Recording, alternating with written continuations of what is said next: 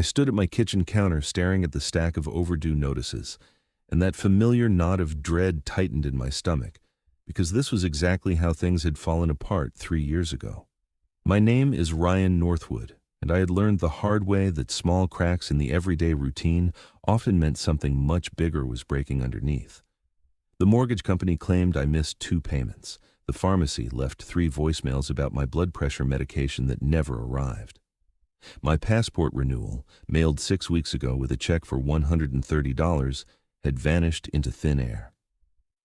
I lived in Oakmont Hills, a subdivision in Bloomington, Minnesota, 20 minutes south of Minneapolis. The houses were cookie-cutter colonials with vinyl siding, each lawn maintained to within an inch of its life, thanks to our homeowner association's relentless standards. I bought the place 2 years ago after my divorce, thinking a fresh start in a quiet neighborhood would help me rebuild. The irony was not lost on me that I was now dealing with missing pieces again, except this time it was my mail instead of my marriage. The morning sun cut through my kitchen window as I dialed the post office for the 4th time that week. A tired voice answered after 6 rings. "Bloomington Station, this is Derek." "Hi, this is Ryan Northwood on Maple Ridge Drive. I called Monday about missing mail. It's still happening." "Let me pull up your address," I heard typing. "Says here your carrier reported no issues on the route." Then why am I getting collection notices for bills I never received? Why didn't my passport renewal arrive at the processing center? Derek sighed. "Could be delayed. Could be misdelivered. We've got a substitute on that route this month while the regular carrier is on medical leave. Sometimes new people need time to learn the addresses." "For 6 weeks? File a formal complaint online. That's all I can tell you." He hung up. I set my phone down and pressed my palms against the counter. My ex-wife used to say I catastrophized everything, that I saw disasters in minor inconveniences. Maybe she was right. Maybe this was just a run of bad luck, the kind of thing that happened to everyone eventually. But the feeling in my gut would not quit. Something was wrong. I left for work at the architecture firm, where I spent my days drafting plans for buildings I would never see completed. The job paid well enough to cover the mortgage and the alimony, and it kept my hands busy. My mind, however, wandered constantly. All through the morning I kept checking my phone, hoping for some explanation. At lunch I logged into my bank account and confirmed the passport check had finally cleared 3 days ago. So the envelope had arrived somewhere, just not where it was supposed to go. When I got home that evening, I walked straight to my mailbox at the end of the driveway. It was one of those black metal boxes on a post, regulation HOA approved design, identical to every other mailbox on the street. I opened it and found 2 pieces of junk mail and a grocery store flyer. Nothing else. I stood there for a moment, looking up and down Maple Ridge Drive. The neighborhood was silent except for a lawnmower 3 houses down. Nobody on the sidewalks, nobody watching. Then I noticed the woman across the street standing on her porch. Patricia Harmon, mid-50s, helmet of blonde hair that defied both gravity and good taste. She was the HOA president, a title she wore like a crown. She held a clipboard, her uniform accessory. Our eyes met for a second before she turned and went inside. I walked back to my house, that knot in my stomach pulling tighter. The next morning I woke early and positioned myself at the front window with a cup of coffee. The mail carrier usually came between 10 and 11. I wanted to catch them, talk to them directly, bypass whatever bureaucratic runaround the post office would give me. At 10:30, a white postal truck appeared at the end of the street. I watched it move from house to house, methodical and steady. When it reached my driveway, I headed outside. The carrier was a woman, maybe early 30s, with dark hair pulled back in a ponytail. She wore the standard blue uniform and carried a leather satchel over one shoulder. She looked up as I approached, and I caught the wariness in her eyes. People probably hassled mail carriers all the time. "Morning," I said, keeping my voice friendly. "I'm Ryan. I live here." "Penelope Brady." She pulled a thin stack of mail from her bag. "Just started this route 3 weeks ago." 3 weeks, not 6. "The regular carrier's out?" "Medical leave. I'm covering until she gets back." Penelope handed me the mail, 2 credit card offers and a water bill. "Is there a problem?" "I've been missing a lot of mail, important stuff, bills, documents. It's been going on for weeks now." Her expression shifted slightly. Not quite concern, but attention. What kind of documents? Passport renewal, prescription medications, bank statements. She glanced at my mailbox, then at the house. Have you filed a report? The station told me to file online. I did. Nothing happened. Penelope pulled out her phone and tapped a few times. Let me check something. She scrolled through whatever she was reading, her brow furrowing. Your address is flagged for hold requests, 3 different ones in the past month. What? I never requested any holds. Says here they were submitted online. 10 days, then another 10 days, then another week. She showed me the screen. I saw my address and dates, but nothing else that made sense. I did not submit those. Do you have anyone else living with you? Family? Just me. I've been divorced 2 years. Penelope's jaw tightened. She looked down the street, then back at me. This is not the first complaint on this route. What do you mean? I should not be telling you this. She lowered her voice. But 4 other residents have reported missing mail in the past month. All on this street and the next one over. I flagged it to my supervisor last week. And he told me to keep an eye out but not to make waves. Said it was probably user error or porch pirates. My mail goes in the box, not on the porch. I know. She tucked her phone away. Look, I should not even be having this conversation. But if someone is tampering with mail, that's a federal crime. I can report it up the chain properly through the Postal Inspection Service. But I need something concrete. Proof. What kind of proof? Patterns, witnesses, physical evidence of tampering. She glanced over my shoulder toward the street. Do you have a security camera? No. HOA does not allow them on the front of the house. Of course they do not. She adjusted her bag. I will keep watching. If I see anything unusual, I will document it. In the meantime, you should consider getting a P.O. box for anything critical. I should not have to do that. No, you should not. Her eyes met mine, and I saw something there I recognized. It was the same exhaustion I felt, the kind that came from being let down by systems that were supposed to work.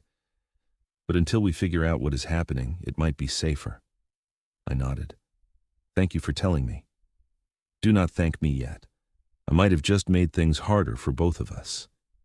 She moved toward the next house, then paused.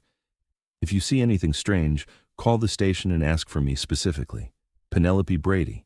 They will get the message to me. She walked away, and I stood there holding my thin stack of mail, feeling like I had just stepped into something much deeper than missing bills. Over the next few days, I paid closer attention to everything happening on Maple Ridge Drive. I noticed Patricia Harmon walking the neighborhood every morning with her clipboard, taking notes. I noticed her stopping at mailboxes, peering inside, moving on. I noticed the way she lingered near certain houses, including mine. On Thursday morning, I watched her have an animated conversation with another HOA board member, a man named Gerald something, right in front of my mailbox. They both looked at my house, then continued down the street. That evening, I received an email from the Oakmont Hills HOA.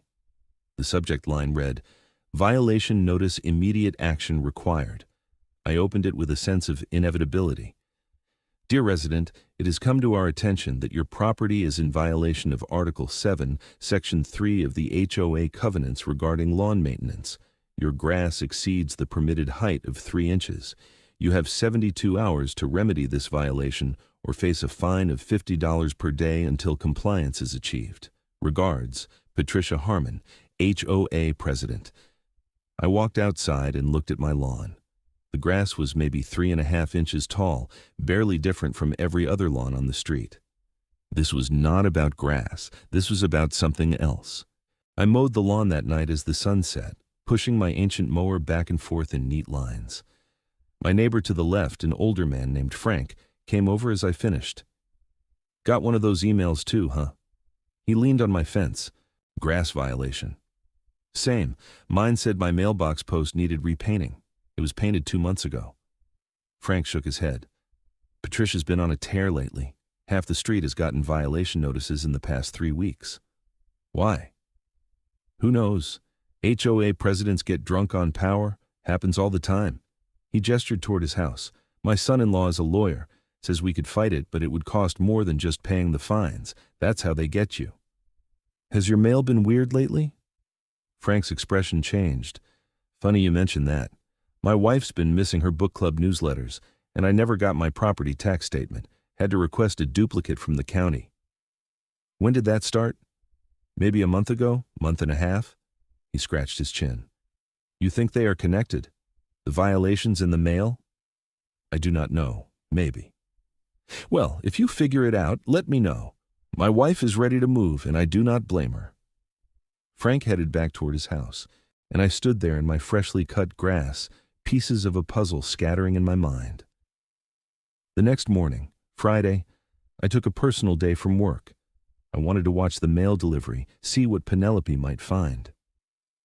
At 10:15, the postal truck appeared. I stayed inside, watching through the window.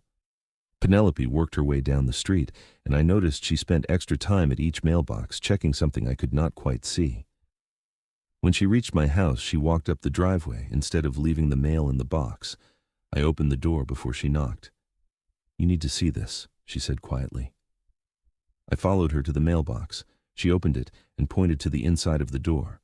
There were scratches around the lock, fresh ones, the metal bright against the black paint. Someone has been picking this lock, Penelope said. This one and at least 6 others on this street. When? I do not know, but it's recent. The scratches are not weathered. She pulled out her phone and took several photos. I'm reporting this today. This is evidence of tampering. What happens next? Postal inspectors will investigate. They take mail theft seriously, Ryan. This is federal jurisdiction. She handed me a small stack of mail. In the meantime, I'm going to start delivering your mail to the door instead of the box. That way I know it gets to you directly. Will that not get you in trouble? Probably. But I'm tired of watching people get screwed over by systems that do not work. She looked at me, and I saw a flash of something raw in her expression. My dad was a letter carrier for 30 years. He always said the mail was sacred, that it was about trust. People trust us to get their lives from one place to another safely. I'm not going to let someone break that trust on my route. Thank you. Just doing my job. She started back toward her truck, then turned. Be careful, Ryan. Whoever's doing this knows the neighborhood, knows the schedules. That means they live here. She drove off, and I stood at my mailbox staring at those scratches, the knot in my stomach now a full coil of anger. That afternoon, I went to the hardware store and bought a new mailbox with a better lock, the kind the clerk promised was pick-resistant. I installed it immediately, tossing the old one in my garage. Then I sat down at my computer and started digging through the HOA documents I had received when I bought the house. There were hundreds of pages of covenants, bylaws, meeting minutes. I searched for anything that might explain what was happening. 3 hours later, I found something. It was buried in the meeting minutes from 4 months ago, a proposal to change the HOA voting system. Currently, any major decision required a vote of the homeowners, with ballots mailed to each residence. The proposal wanted to switch to an online system controlled by the board. The motion had been tabled after several residents objected, saying they did not trust electronic voting and wanted paper trails. The meeting minutes ended with a note. Discussion to continue. Board will explore options for increasing participation in HOA decisions.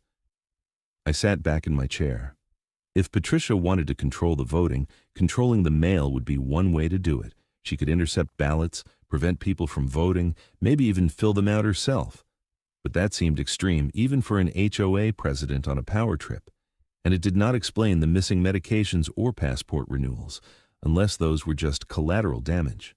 Maybe Patricia was targeting specific pieces of mail, and the rest was coincidence. I needed more information. I needed to talk to other people on the street, see if their missing mail had patterns. But I also needed to be careful. If Patricia suspected I was onto something, she could make my life hell through the HOA. More violation notices, fines, maybe even legal action. My phone buzzed with a text from an unknown number. This is Penelope. Got your number from the delivery database. Hope that's okay. Can you meet tomorrow morning? I have something to show you. I texted back immediately. Yes. Where? Coffee shop on Old Shakopee Road, 9 a.m. Come alone. That message sent a chill through me. This was getting serious. I did not sleep well that night. Every sound outside made me think someone was at my mailbox, picking the new lock, stealing whatever was left of my normal life. At 3 a.m. I got up and looked out the window. The street was empty, lit by yellow streetlights that turned everything the color of old bones. I saw a car parked at the corner, a dark sedan I did not recognize. As I watched, someone got out and walked toward the mailboxes. It was too dark to see details, but the person moved with purpose, checking mailboxes one by one. I grabbed my phone and started recording video through the window. The quality was terrible, grainy, and dark, but I could make out a figure in what looked like a jacket and pants. They stopped at Frank's mailbox, opened it, reached inside. Then they moved to the next one. And the next. My hands shook as I filmed. This was it. This was the proof. The figure worked their way down the street, and when they reached my new mailbox, they tried the lock. It did not open. They tried again, more forcefully. Still nothing. After a moment, they gave up and moved on, checking the remaining mailboxes before returning to the sedan. The car drove away slowly, no headlights, vanishing around the corner. I saved the video and checked the timestamp. 3:17 a.m. I forwarded it immediately to Penelope with a message. Caught someone tampering with mailboxes tonight. Video attached. See you at 9. Then I sat on my couch in the dark, heart pounding, waiting for morning. The coffee shop was a small local place with mismatched furniture and strong espresso. I arrived at 8:50 and ordered a black coffee, then took a corner table where I could see the door. Penelope showed up at 9 exactly, wearing jeans and a sweater instead of her uniform. She looked tired, like she had not slept either. Did you watch the video? I asked as she sat down. 3 times, she set her phone on the table. I sent it to my supervisor this morning. He forwarded it to the Postal Inspection Service. They are opening an official investigation. Who was it? Could you tell from the video? Not clearly enough. The car had no visible plates from that angle. She pulled out a folder and opened it. But I have been doing some research on my own. Your HOA president, Patricia Harmon. She has been the president for 8 years. In that time, 17 different residents have filed complaints against the HOA for improper fines, violation notices without cause, and harassment. 17. That I could find through public records and online forums. There are probably more. Penelope slid a printed page across the table. Here is the interesting part. 4 months ago, the HOA tried to pass a special assessment to fund a new clubhouse renovation. It needed 70% approval from homeowners. The vote failed, 51% against. So 2 weeks after the vote, 6 of the people who voted against it started receiving violation notices. Within a month, 3 of them sold their houses and moved away. I felt cold. She forced them out. It looks that way. And now there is a new vote coming up, next month. Same special assessment, same renovation project. Except this time it is bundled with changes to the voting system and the board term limits. If it passes, Patricia gets more power and more money. And if people do not receive their ballots, they cannot vote against it. Exactly. Penelope took a sip of her coffee. I think she has been intercepting mail to control who votes. The other stuff, your passport and medications, might have been accidents, or maybe she just takes everything to cover her tracks. That's insane. Maybe, but it's also federal mail fraud, theft, and probably a few other charges I am not qualified to list. She leaned forward. The postal inspectors are going to set up surveillance on your street. They want to catch whoever is doing this in the act. When? Soon. They did not give me a timeline. Her eyes searched mine. Ryan, I need to tell you something. I am putting my job at risk by being involved in this. My supervisor told me to drop it, said I was overstepping, but I cannot. I have watched too many people get hurt by systems that are supposed to protect them. What happened? She hesitated, then spoke quietly. My mom died 5 years ago. Cancer. Near the end, her hospice kept sending medication through the mail because she could not leave the house. 1 week, her pain meds did not arrive. We called, they said they shipped it, called again, same answer. My mom spent 3 days in agony before we finally got an emergency prescription. Turned out the mail carrier on that route had been stealing medications and selling them. They caught him eventually, but not before my mom suffered. Not before a dozen other people suffered. I am sorry. I became a letter carrier because of her, because I wanted to be someone people could trust. She looked at her coffee. So when I see this happening, I cannot just ignore it, even if it costs me my job. I understood her in that moment more than I had understood anyone in a long time. She was not just doing her job, she was trying to restore something that had been broken, the same way I was trying to rebuild my life after my marriage collapsed. We were both tired of things falling apart. "Thank you for doing this," I said. "Do not thank me yet. This could get messy." She finished her coffee and stood. "I should go. Just stay alert. If you see anything else, document it and send it to me. And Ryan, be careful around Patricia. If she knows we are on to her, there's no telling what she might do." I watched her leave, and I felt something shift inside me. For the first time in weeks, I did not feel alone in this. The weekend passed in tense silence. I saw Patricia twice, both times walking the neighborhood with her clipboard. On Sunday afternoon, she left a paper notice on my door about an upcoming HOA meeting. The agenda included the special assessment vote. I crumpled the notice and threw it in the recycling. Monday morning, Penelope delivered my mail directly to the door as promised. She handed me a thick envelope from my bank and a few advertising flyers. "Anything overnight?" I asked quietly. "Not that I saw, but I'm keeping watch." She glanced down the street. "The inspectors are reviewing the footage from your video. They think they can enhance it, maybe get a better look at the person or the car." "How long will that take?" "Days, maybe a week. These things move slowly." She lowered her voice. "But between you and me, they are taking it seriously. Mail theft connected to HOA fraud? That is headline material. They want to make an example." After she left, I went inside and opened the bank envelope. It was my monthly statement, arrived on time for once. I flipped through it and stopped at a page of transactions. There were 3 charges I did not recognize, all to something called Oakmont Management Services, $50 each, dated over the past 2 months. I had never heard of Oakmont Management Services. I called the bank. After navigating the automated system, I reached a real person. "I am calling about unauthorized charges on my account." "Let me pull that up. Can you tell me which charges?" I read off the details. The representative typed for a moment. "Those charges are coming from your HOA automatic payment system. It looks like they were authorized through your online banking portal." "I never authorized automatic payments to the HOA. The authorization came from your account on March 22nd. I can send you a copy of the digital signature if you would like." "Please." I gave her my email address, and a minute later the document arrived. I opened it and stared at a scanned signature that looked vaguely like mine but was definitely not mine. Someone had forged my authorization and set up automatic payments without my knowledge. I called the HOA management company next, a third-party firm that handled finances for several subdivisions in the area. A board receptionist answered. "I need to dispute some charges from Oakmont Hills HOA. What is your address?" I gave it to her. She typed something. "I show 3 payments from your account to cover special project fees." "What special project?" "It is listed as clubhouse renovation pre-funding. The HOA board authorized it for willing participants." "I never agreed to participate.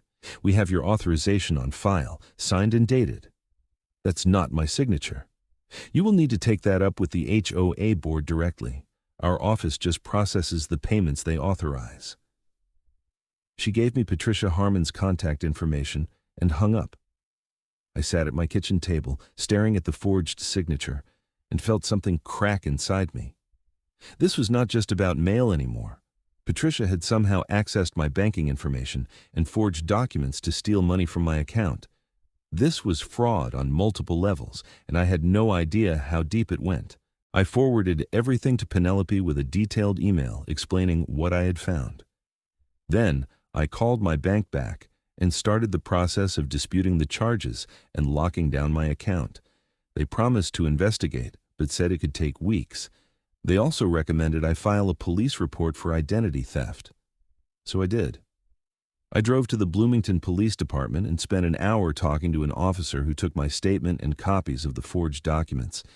He seemed interested, but explained that if it involved the mail, it was primarily federal jurisdiction. "You should contact the Postal Inspection Service directly," he said. "They handle mail fraud and related crimes." I will file this report, but they are the ones who will actually investigate. How do I contact them? He wrote down a phone number. Ask for the Minneapolis office. Tell them everything you told me. I called from my car in the parking lot. A woman answered and took my information. She said an inspector would contact me within 48 hours. I thanked her and sat there, feeling drained. How had my quiet life in a quiet neighborhood turned into this? That evening, I received an email from the HOA, another violation notice, this time for having a vehicle parked on the street overnight. I did not own a second vehicle. I went outside and looked. The street was empty except for Frank's truck 3 houses down. I took photos showing my driveway with only my car, then replied to the email with the photos and a detailed explanation that I had no other vehicle.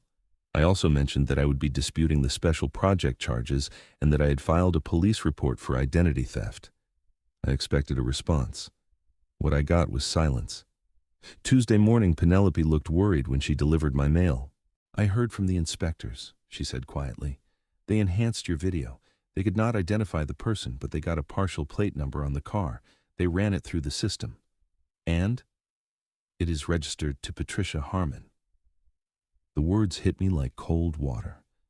We had suspected, but confirmation made it real. Patricia was not just abusing her HOA authority. She was committing federal crimes, night after night, to maintain control of the neighborhood. What happens now? I asked. They are setting up a sting operation. They want to catch her in the act with physical evidence, so the case is airtight. Penelope glanced around to make sure no one was watching. It is going to happen soon, maybe this week. They asked me to keep delivering mail normally, act like nothing has changed. Should I do anything? Just be normal. Do not confront Patricia. Do not let her know you suspect anything. She handed me my mail, a light stack of catalogs and a utility bill. And Ryan? When this goes down, it is going to be intense. Federal agents do not mess around. Just stay out of the way and let them work. She left, and I went inside, my heart racing. This was really happening. After weeks of confusion and frustration, things were finally moving toward resolution. But I also felt nervous. Patricia was unhinged enough to forge documents and steal mail. What else was she capable of? That afternoon, I worked from home, trying to focus on architectural drawings, but mostly staring out the window. I saw Patricia twice, once talking to Gerald, the board member, another time taking photos of someone's lawn. She moved through the neighborhood like she owned it, like every house and every person was hers to control. At 4 p.m., my phone rang. Unknown number. Is this Ryan Northwood? Yes. This is Inspector Marcus Chen with the United States Postal Inspection Service. I understand you have been experiencing mail theft. Yes, and fraud, and a bunch of other things. I gave him the full story, everything from the missing passport to the forged banking documents. He listened without interrupting. We have been building a case against Patricia Harmon for 3 weeks, he said when I finished. Your information confirms several things we suspected. We are executing an operation on Thursday morning. I need you to act normally until then. Go to work, keep your routine. Do not engage with Ms. Harmon. Can you do that? Yes. Good. On Thursday, I may need you to provide a statement. Someone will contact you. He paused. Mr. Northwood, I want to be clear about something. What Ms. Harmon has done is serious. Mail theft, fraud, identity theft, and possibly election tampering. She is looking at federal prison time. When we make the arrest, it is going to be public, and it is going to be dramatic. Some of your neighbors might be upset. Some might not believe it. Are you prepared for that? I just want this to stop. It will. I promise you that. He hung up. Wednesday crawled by like a wounded animal. I went to the office and tried to work, but my mind was elsewhere. I kept checking my phone, expecting updates that never came. When I got home, Penelope was waiting by my mailbox. Tomorrow morning, she said without preamble. 10:30 a.m. I'm going to make my normal delivery. The inspectors will be in position. They have surveillance on Patricia's house and yours. When she makes a move for the mailboxes, they will intercept. How do you know she will do it during the day? Because I made sure she knows there is something worth taking. Penelope held up an envelope. This is a fake ballot for the special assessment vote. I am delivering it to you tomorrow morning in plain view. If Patricia is watching, she will see it, and based on her pattern, she will try to intercept it within hours. Is that legal? It is a sting operation. The inspectors approved it. She handed me the envelope. This is your copy. The one I deliver tomorrow is identical. When she takes it, they will have her. I looked at the envelope. It looked official, complete with HOA letterhead and a return address. Why are you doing all this? You could have just reported it and walked away. Because walking away is how people like Patricia keep winning. Her voice was quiet, but firm. My whole life, I have watched people stay silent because it was easier than fighting. I watched my mom suffer because a mail carrier thought he could get away with theft. I am not going to be silent anymore, not when I can do something. I met her eyes and saw the same determination I felt.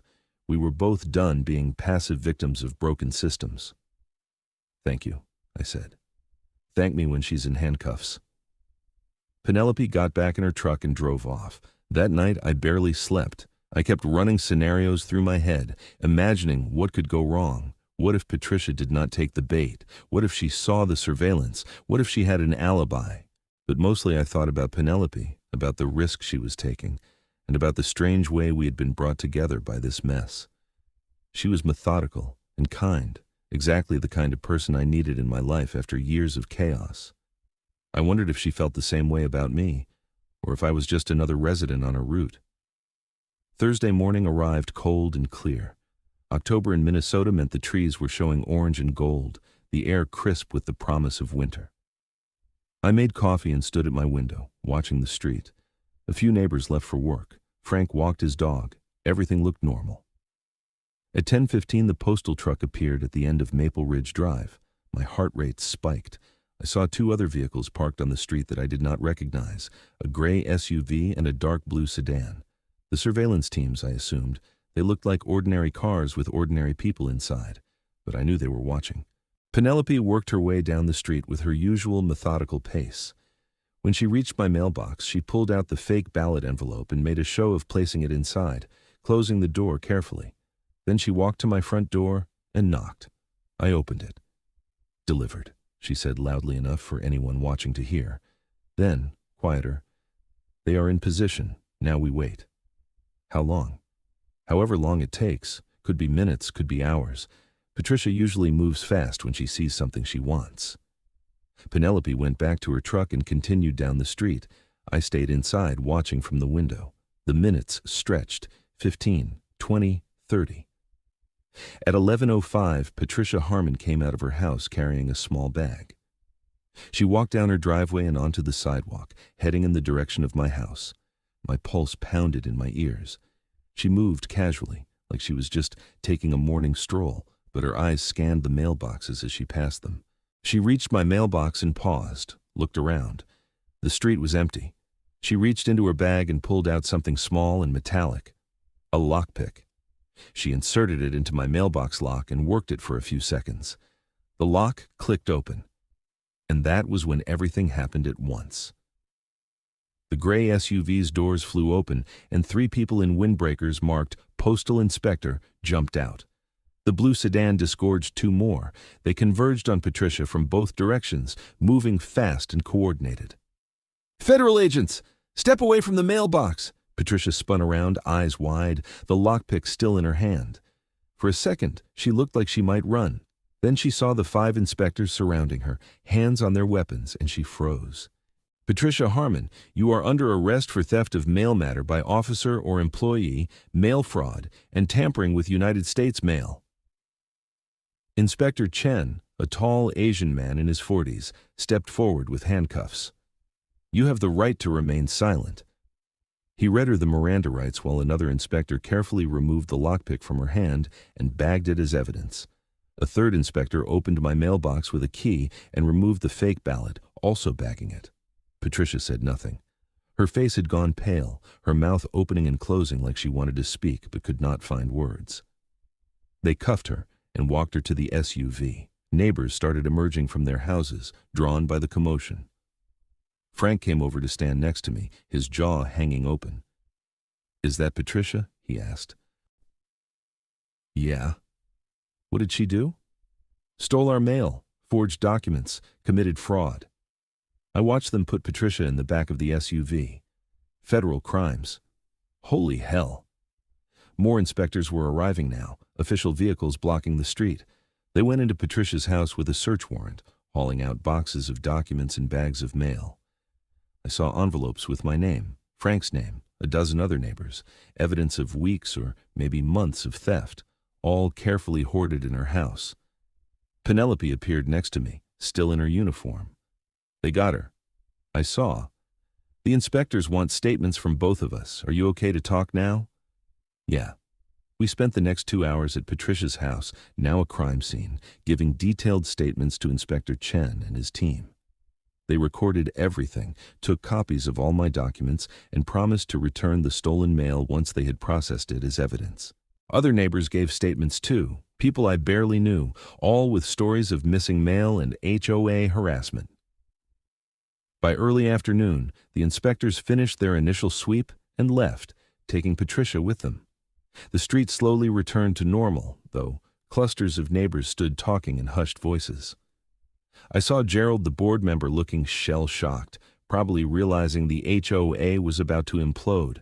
Penelope and I stood by her truck as the sun started its descent toward evening.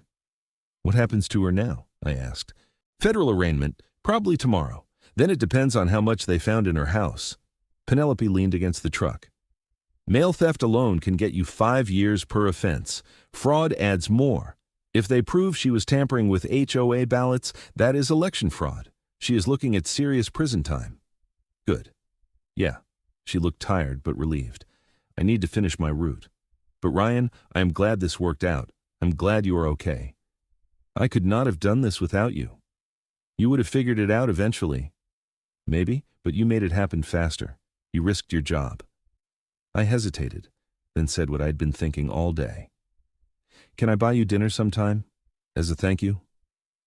She smiled, the first real smile I had seen from her. I would like that. Tomorrow night? Tomorrow night. She climbed into her truck. I will text you. I watched her drive away, and for the first time in weeks, the knot in my stomach was gone. The next few weeks were a whirlwind of legal proceedings and neighborhood drama. Patricia was charged with 14 counts of mail theft, 6 counts of fraud, and 2 counts of election tampering related to the HOA votes. She pled not guilty, but the evidence was overwhelming. The inspectors found hundreds of pieces of stolen mail in her house, along with forged documents, fake ballots, and detailed notes about which residents she was targeting and why. It turned out she had been running a scheme for over a year, using mail theft to control HOA votes and forcing out residents who opposed her. The special assessment vote would have given her direct access to over $200,000 in HOA funds, much of which she planned to embezzle. The HOA board dissolved itself voluntarily, and the neighborhood held emergency elections for new leadership. Frank won the presidency, promising transparency and an end to the harassment. The management company refunded all the fraudulent charges, and my bank restored the stolen money with an apology for not catching the forgery sooner. My passport renewal was resubmitted with an expedited request, and it arrived 3 weeks later.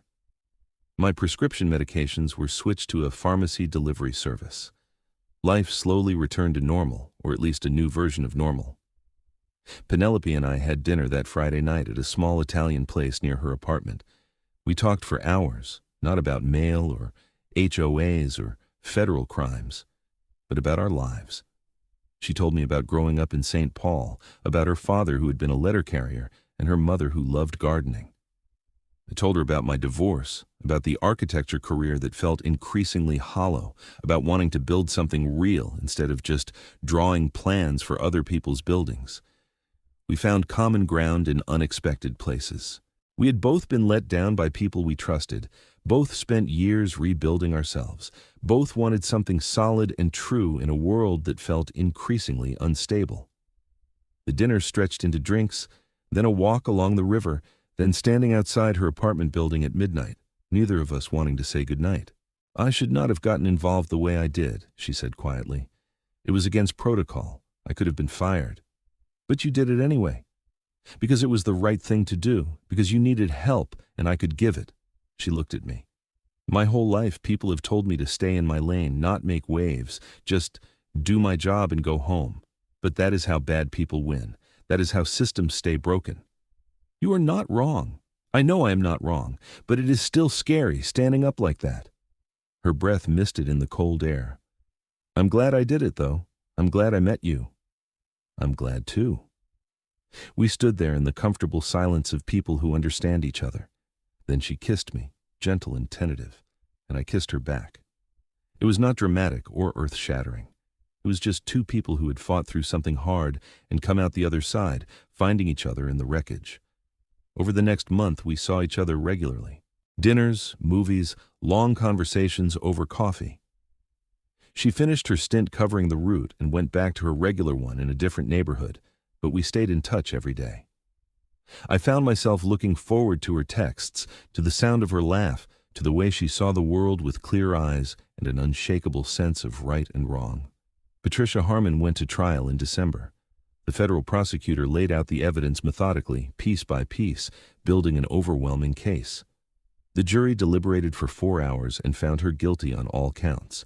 In January, the judge sentenced her to 8 years in federal prison and ordered her to pay restitution to the HOA and the individual residents she had defrauded. She stood in the courtroom looking smaller than I remembered, all the fire and certainty drained out of her.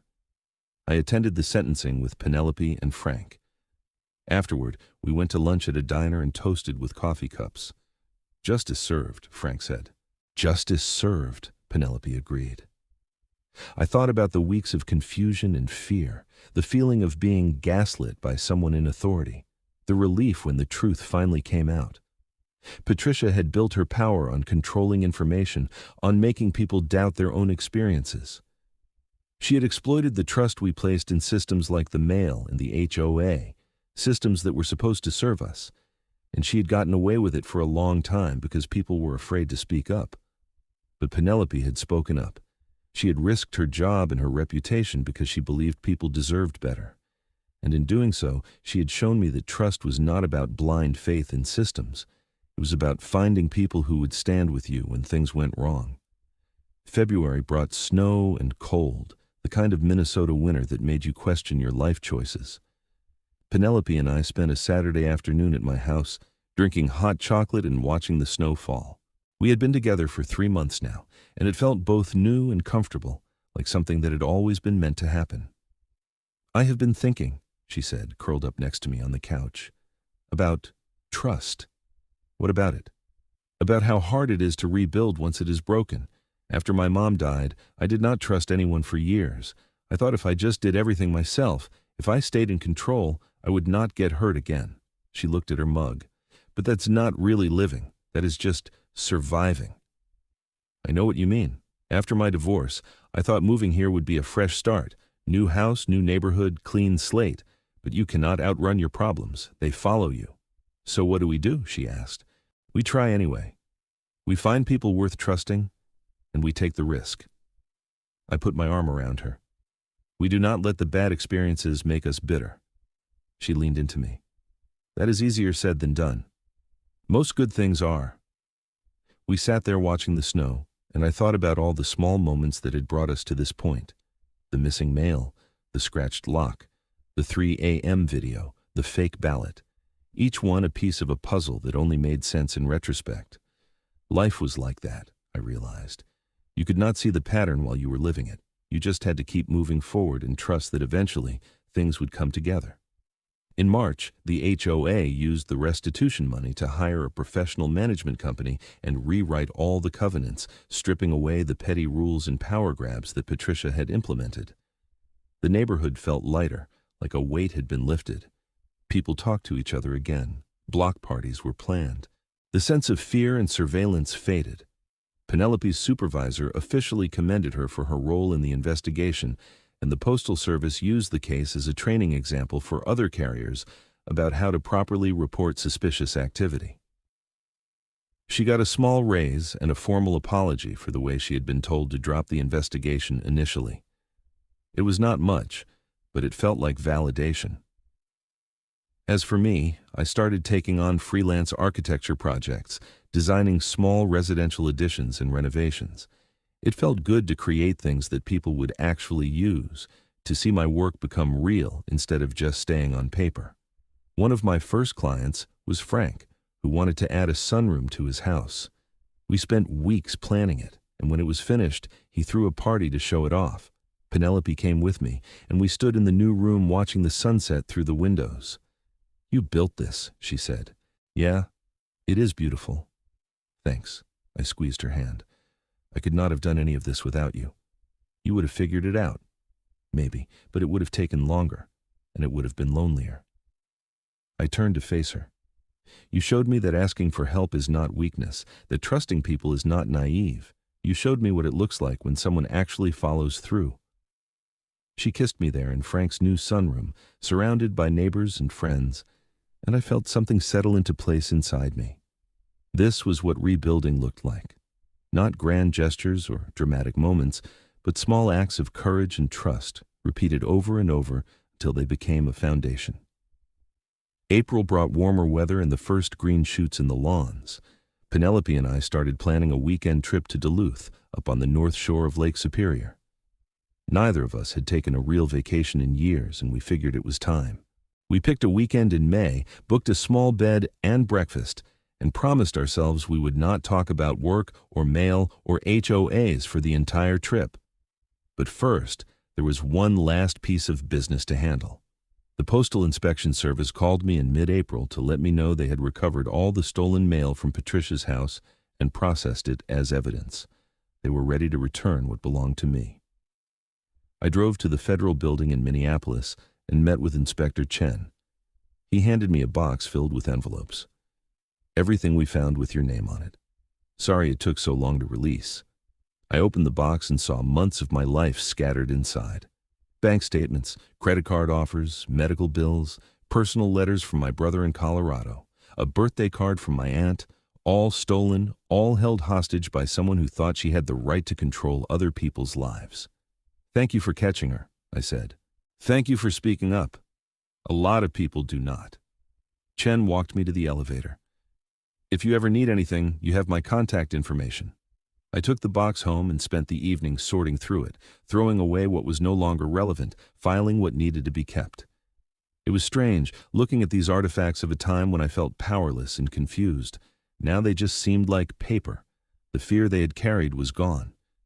Penelope came over that evening and helped me finish sorting. We ordered pizza and sat on my living room floor surrounded by envelopes, and she told me about her day delivering mail in a neighborhood where nothing went wrong, where people just got their bills and their letters and their packages without drama. "Boring days are underrated," she said. Agreed. "Do you think things will stay calm now, or is this just the eye of the storm?" "I think Patricia was a special kind of nightmare. Most people are not like that." I set down a stack of junk mail. But even if something else happens, I know how to handle it now. I know who to call. I know I do not have to face it alone. She smiled. "No, you do not." We finished sorting and loaded the trash into recycling bags. Then we sat on the couch with glasses of wine, tired but content. "I have been thinking about that trip," Penelope said, "to Duluth." "Having second thoughts?" "No, the opposite. I think we should make it longer. Take a whole week instead of a weekend." "Can you get the time off?" "I have vacation days saved up. I never use them." She looked at me. "I want to spend real time with you, Ryan. Not just stolen hours between shifts. I want to wake up next to you and have nowhere to be except together." My chest tightened in the best way. I want that too. So let us do it. Let us take a week and go north and not think about anything except us. Deal.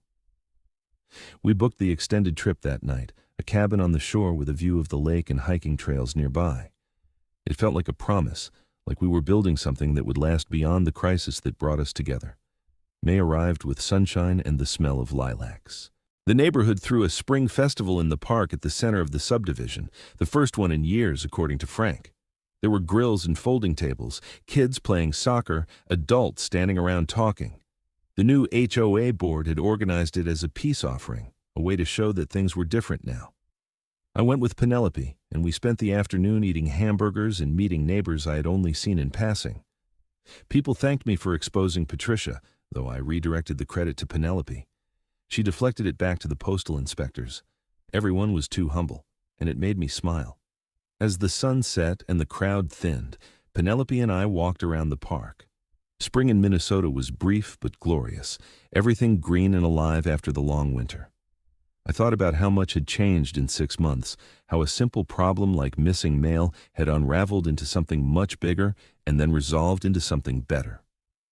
"Are you happy?" Penelope asked. "Yeah. Are you?" "Very." She took my hand. "I keep waiting for the other shoe to drop, you know? Like, this is too good to be real." "It is real. We made it real." "I guess we did." We stood there in the park watching the last light fade, and I realized this was the moment I would remember years from now. Not the dramatic arrest or the trial or the sentencing, this quiet moment of peace and possibility, standing next to someone who had proven herself over and over, who had chosen courage when it would have been easier to look away. The week in Duluth was everything we hoped it would be. We hiked along the shore, explored small towns, ate too much food at local diners, and spent long evenings on the cabin porch watching the sunset over Lake Superior. We talked about our pasts and our futures, about what we wanted from life, about the ways we had both been shaped by loss and disappointment. On the last night of the trip, we sat on the rocky beach with a bottle of wine, watching the stars come out. The lake stretched black and endless before us, waves lapping at the shore in a rhythm that felt eternal. "I do not want to go back," Penelope said. "We have to eventually." "I know, but I like it here. I like being away from everything. Just us." "We can come back. We can make this a regular thing." She leaned her head on my shoulder. "I'm glad I met you, Ryan. Even though it was because of something terrible. I am glad our lives crossed." "Me too." "Do you think we would have met otherwise, if Patricia had not been stealing mail?" "I do not know. Maybe. The universe has a way of bringing people together when they need each other." "That is very optimistic for someone who was paranoid about missing bills 6 months ago." I laughed. "You changed my perspective." "You changed mine too." We finished the wine and walked back to the cabin, hand in hand. The next morning we packed up and drove south, back to Bloomington, back to real life. But something had shifted between us during that week. We were not just two people dating anymore. We were building something together, something solid and lasting. Summer passed in a blur of work and weekends together. Penelope spent more and more time at my house until it became easier for her to just move in. We talked about it for a few weeks, weighing the practicality against the symbolism, and then one day she showed up with boxes and we made it official. Her apartment lease was up anyway, and this made sense. It felt right. The neighborhood continued to thrive under the new HOA leadership. Frank proved to be a thoughtful president, focused on maintenance and community building rather than petty enforcement. The special assessment vote was held again, this time with full transparency, and it failed by an even wider margin. Nobody wanted a fancy clubhouse, they just wanted to live in peace. In August, I got a letter from the federal prosecutor's office. Patricia had exhausted her appeals and was being transferred to a federal prison in Waseca, about 90 minutes south. The letter included information about victim restitution and counseling services if I needed them. I filed it away and did not think about it again. Patricia was part of my past now, a cautionary tale about power and corruption, but not someone who occupied my thoughts. Penelope and I settled into a comfortable routine. She worked her mail route 5 days a week, and I split my time between the architecture firm and freelance projects. Evenings we cooked together, watched movies, talked about everything and nothing. Weekends we explored Minnesota, hiking in state parks, visiting small towns, always looking for the next adventure. In September, her father came to visit. He was a tall man in his 70s with calloused hands and a quiet demeanor, a career letter carrier who had retired 5 years ago. He and I hit it off immediately, bonding over stories of HOA nightmares and the importance of a good mail system. He told me about his years on the route, about the people he had served, about the trust they placed in him to bring their lives safely from one place to another. "Penelope is like her mother," he said one evening over dinner. "Strong convictions, will not back down from what is right even when it costs her." He looked at his daughter with obvious pride. "I am glad she found someone who appreciates that." "I do," I said. "Good." Because she deserves someone who will fight beside her, not someone who will ask her to be smaller. I would never ask her to be smaller. I know. That is why I like you. After he left, Penelope and I lay in bed talking about family and legacy. My dad was worried about me for a long time, she said. After my mom died, I shut down. I did my job, but I did not let anyone in. He thought I was going to spend my whole life alone. Are you glad you did not? Very glad. She rolled over to face me. You showed me that vulnerability is not weakness, that letting someone in does not mean losing yourself. You showed me the same thing. Then I guess we are lucky. Yeah, we are. Fall arrived with its usual dramatic flair, the trees turning brilliant colors before dropping their leaves. Penelope and I raked the lawn together on a Saturday afternoon, and I thought about how different this year was from the last. 12 months ago, I had been alone, paranoid, and drowning in problems I did not understand. Now, I was building a life with someone I trusted completely, someone who had proven herself in the hardest moments. In October, we got invited to Frank's house for Thanksgiving dinner. He had turned the annual HOA meeting into a potluck celebration, a way to mark the neighborhood's recovery. Penelope and I brought a green bean casserole and sat at a long table with neighbors who had become friends. People told stories about Patricia's reign of terror, now safely in the past, and laughed about the absurdity of it all. Remember when she cited me for having the wrong shade of beige on my garage door? Someone said. Remember when she tried to ban Halloween decorations as fire hazards? Remember when she measured everyone's grass with a ruler? The stories piled up, each one more ridiculous than the last, but underneath the laughter was a shared sense of relief. We had survived something toxic and come out better for it. We had learned to stand up for ourselves, to trust each other, to build community instead of tearing it down. After dinner, Frank pulled me aside. I wanted to thank you again for speaking up. A lot of us knew something was wrong, but we did not have the courage to say it out loud. I did not have much choice. She targeted me directly. But you did not just accept it. You fought back. You found proof. You involved the authorities. He shook his head. That takes guts, especially when you are new to the neighborhood and do not know who to trust. I had help. I looked at Penelope across the room, talking with Frank's wife. I could not have done it without her. She is good for you. You are good for her. Frank smiled. I'm glad this mess brought you two together. Silver linings and all that. Yeah, silver linings. Winter came early that year, snow falling in November and staying through Christmas. Penelope and I spent the holidays with her father in St. Paul, a quiet celebration that felt warm and complete. We exchanged small gifts, cooked a big meal, watched old movies. It was the kind of holiday I had not experienced since before my divorce, the kind where you felt safe and loved instead of obligated. On New Year's Eve, we stayed home, just the two of us, drinking champagne and watching the snow fall outside. At midnight we kissed, and I felt grateful for everything that had brought us to this moment. The missing mail, the federal investigation, the arrest. All of it had been necessary to clear away the old and make room for something new. What do you want from this year? Penelope asked. More of this. More time with you. More building things that last. That sounds perfect. What do you want? She thought for a moment. I want to feel like I'm making a difference, not just delivering mail, but actually helping people. I want to matter. You do matter. You matter to me. You matter to everyone on your route. You matter to the people you saved from Patricia. I know, but I want to do more. I have been thinking about applying to be a postal inspector, using what I learned to help other people in other neighborhoods. You would be incredible at that. You think so? I know so. I pulled her close. You are the most determined, ethical person I have ever met. They would be lucky to have you. It would mean training, probably relocating, at least temporarily. We will figure it out. Whatever you want to do, I will support you.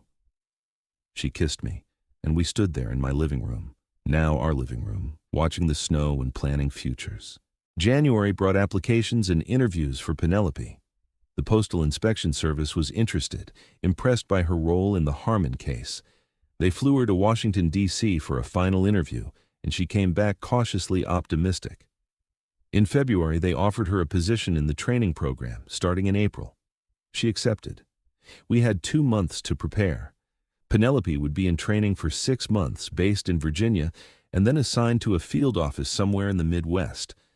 There was no guarantee she would end up back in Minnesota, but we agreed to make it work regardless.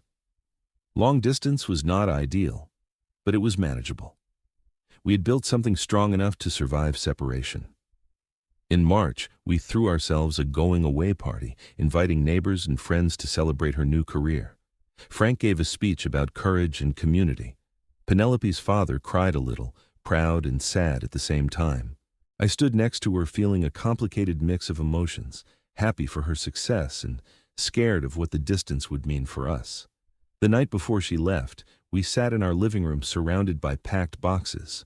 "I am going to miss this," Penelope said. "This house, this neighborhood, you. I will be here when you get back, and we will video chat every day, and I will visit as often as I can. Promise?" "Promise." I took her hand. "You are doing the right thing. This is your calling. I am not going to hold you back from that." "You are not holding me back. You are the reason I had the courage to apply in the first place." She leaned against me. "You showed me that I did not have to choose between being strong and being loved, that I could be both. You can be anything you want. So can you. Have you thought more about starting your own architecture firm?" "A little. It is scary, though. A lot of risk. But a lot of reward. You are talented, Ryan. You should be building your own projects, not just drafting other people's plans. Maybe you are right." "I know I am right," she smiled. "We are both taking leaps this year. Let us make them count." The next morning I drove her to the airport. We stood in the departures area, neither of us wanting to say goodbye. Finally she pulled away. "I have to go. I will text you when I land. Be safe, work hard, make me proud." "I always do." She kissed me one more time, then walked toward security, turning back twice to wave. I watched until she disappeared into the crowd, feeling like part of my heart had gone with her. The next 6 months were hard but manageable. We talked every day, video chats late at night where she told me about her training and I told her about my work. I started laying the groundwork for my own architecture firm, taking on more freelance clients, building a portfolio. Penelope excelled in her training, top of her class, exactly as I knew she would be. In September, she graduated and received her assignment. Minneapolis field office. She was coming home. I picked her up at the airport on a Friday afternoon in late September, and when I saw her walking through the terminal in her new inspector uniform, I felt my throat tighten with emotion. She looked confident and capable, exactly like someone who would fight for what was right no matter the cost. We hugged for a long time, not saying anything, just holding each other. Then we drove back to Bloomington, to the house that had been too quiet without her. "It is good to be home," she said as we pulled into the driveway. "It is good to have you home." That evening we sat on the porch watching the sunset, just like we had done so many times before. The neighborhood was peaceful. The HOA was functional. Life had found its balance. "I start work on Monday," Penelope said. "They already have cases lined up for me." "More mail theft?" "Some. Also fraud investigations, identity theft, a few other things. Apparently what Patricia did is more common than people realize. That is depressing." "It is. But it also means I will be busy, helping people, making a difference." "You always make a difference." She took my hand. "I could not have done any of this without you. You believed in me when I doubted myself. You supported me even when it meant being apart. You made me better." "You made me better too. You taught me to trust again, to fight for what matters, to not just survive, but actually live. We are pretty good together." "Yeah, we are." A few weeks later, on a Saturday morning in October, I took Penelope to her small apartment where she had kept a few things during the training months. She had sublet it to a friend but kept the lease, unsure of where she would end up. Now that she was back in Minneapolis, she did not need it anymore. We spent the morning packing her remaining belongings, boxing up books and clothes and photographs. Around noon, we took a break and sat on her tiny balcony with coffee, looking out over the city. It was one of those perfect fall days, cool and bright, the leaves at peak color. I thought about how far we had come since that first meeting at my mailbox, how much we had both grown. "I have something I want to talk about," I said. Sounds serious. A little. I set down my coffee. I've been thinking about the future, about us, about what we are building together. Okay. And I realize that I do not want to just live together. I do not want to just date or be partners or whatever label we have been using. I looked at her. I want to marry you, Penelope. I want to build a life with you that is permanent and real and official. I want to wake up every day knowing that we chose each other, not because of some crisis or convenience, but because we genuinely want to spend our lives together. She stared at me, eyes wide. Are you proposing? Not officially, not yet. I do not have a ring or a grand gesture. I just wanted to know if that is something you would want, before I plan anything. Ryan. She set down her coffee and took both my hands. Yes. 1,000 times yes. I want that too. I've wanted it for months, but I was afraid to say it out loud. Why? Because everything good in my life has always been temporary. I was scared that if I admitted how much I wanted this, it would disappear. Her voice cracked slightly. But you are not temporary, are you? You are real. I am real, and I'm not going anywhere. She kissed me there on her balcony, and I felt the last piece of doubt fall away. This was what rebuilding looked like. Not the dramatic moments or the grand gestures, but the quiet decision to choose each other every single day. We finished packing her apartment and moved everything to our house. That evening we ordered takeout and sat on our porch planning. I would design a ring, something custom that reflected who we were. We would get engaged officially, then plan a small wedding for next spring. Nothing fancy, just family and close friends, a celebration of what we had built together. I am happy, Penelope said as the sun set. Me too. Do you ever think about how different things would be if Patricia had not stolen your mail? Sometimes, but I try not to dwell on it. We cannot change the past, and honestly, I would not want to. Everything that happened brought us here. Even the bad parts, especially the bad parts. They taught us what we are made of. They showed us we could trust each other when things got hard. She nodded. I guess you're right. I just wish people did not have to go through trauma to find good things. Me too. But since they do, at least we can help them. You with your investigations, me with building homes that feel safe. We can make things a little better. That is a good goal. Yeah, it is. We sat there in the gathering darkness, two people who had been broken in different ways, now healing together. The neighborhood around us was quiet and peaceful, a far cry from the tension that had gripped it a year ago. Frank waved from his porch. A couple walked their dog down the street. Kids played basketball in a driveway 3 houses down. This was what community looked like when it worked.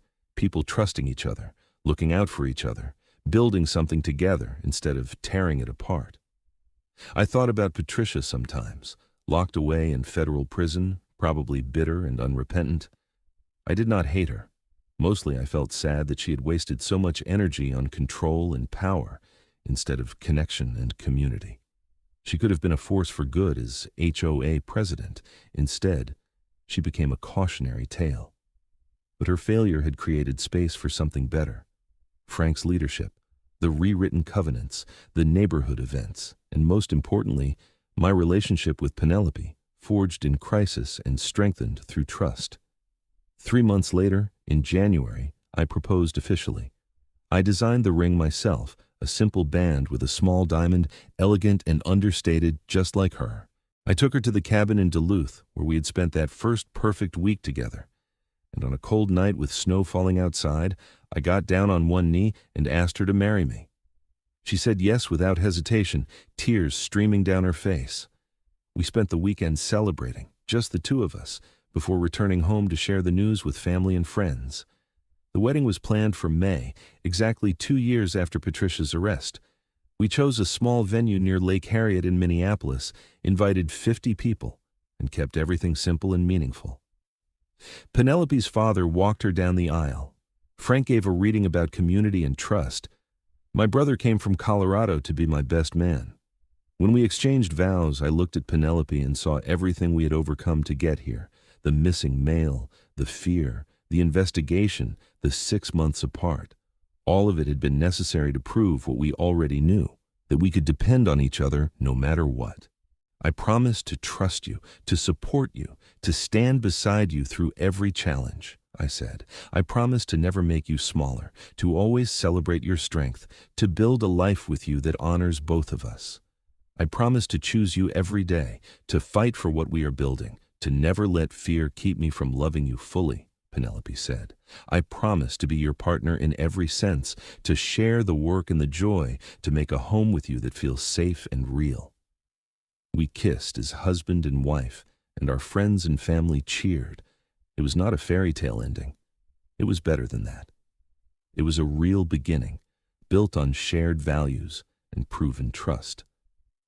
The reception was held in a restaurant overlooking the lake. We danced and ate and celebrated with the people who mattered most. At one point, I found myself standing with Frank and Penelope's father, all of us watching Penelope talk with her friends. "You did good," Frank said. "So did she," I replied. "You both did," Penelope's father added. "You found each other at the right time, when you were ready to actually build something." "I'm glad we did." "So am I." He clapped me on the shoulder. "Take care of her. She is tougher than anyone I know, but she still needs someone in her corner." Always. The evening wound down, and Penelope and I left for our honeymoon, 2 weeks traveling through national parks out west. We hiked and camped and talked about our future, about the architecture firm I was launching, now with enough clients to sustain itself, about the cases Penelope was working, helping people recover from mail fraud and identity theft, about maybe buying a bigger house in a few years, about whether we wanted kids.